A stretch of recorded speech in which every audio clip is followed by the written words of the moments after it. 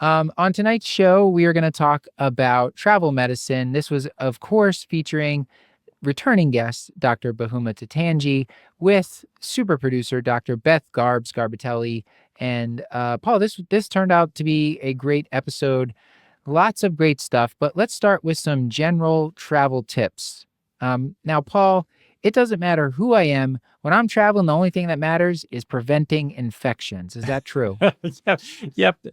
Um, no, Matthew. So it's to your point. I think where this comes from is I know that I think early on in my career, someone would come in and say, "Listen, I'm traveling to this country."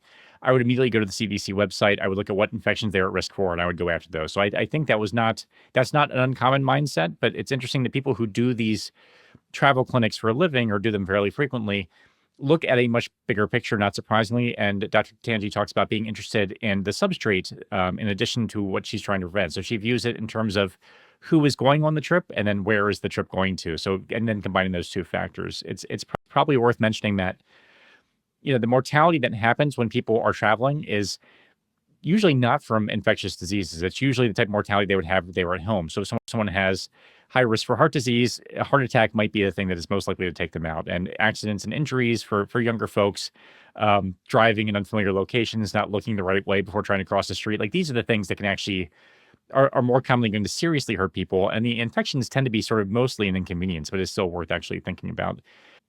Yeah, so I'll pause there and see what your take is on this. Yeah, the reason I made that joke to open up is because I totally missed that as a point, and I thought, it was interesting that she wanted to start there before she would even get into talking about infectious diseases with us. Now, if people are traveling, the CDC Yellow Book, which the online version is what we would recommend because it's continuously updated. But I guess